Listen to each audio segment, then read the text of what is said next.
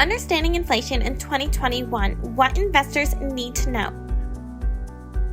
Following a year of economic instability, it appears that many of us are turning our attention to something that's been around for decades, but has recently piqued national interest: inflation.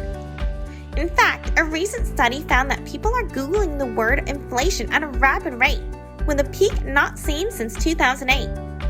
Since the start of the COVID-19 pandemic, 6 major stimulus bills totaling around $5.3 trillion have passed.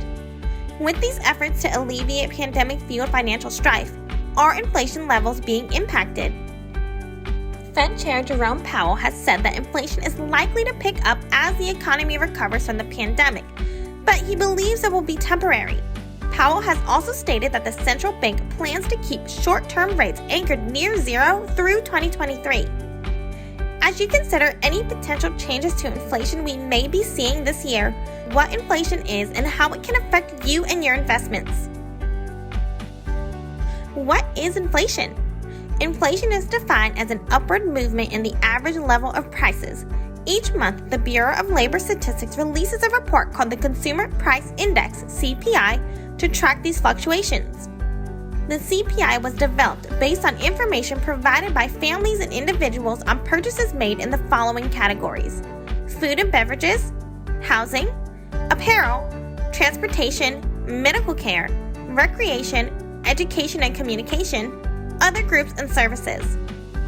While it's the commonly used indicator of inflation, the CPI has come under scrutiny.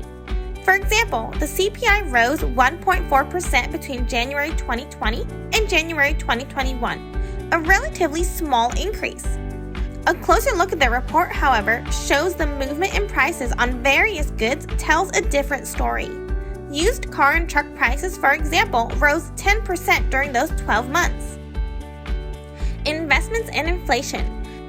Inflation can affect investments in several ways. Most notably, it can reduce the rate of return, risk purchasing power, and influence the Federal Reserve. Inflation reduces the real rate of return on investments. Say an investment earns 6% over a 12-month period. During that time, let's say inflation averaged about 1.5%. That would mean that your investment's real rate of return would have been 4.5%, not 6%. Inflation puts your purchasing power at risk. When prices rise, a fixed amount of money has the power to purchase fewer goods and services.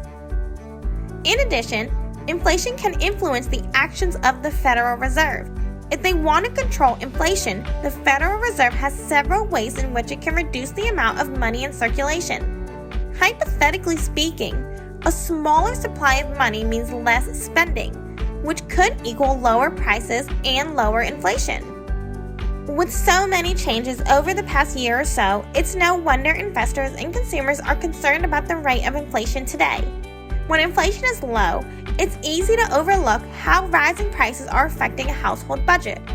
And when inflation is high, it may be tempting to make changes to your financial standings and portfolio.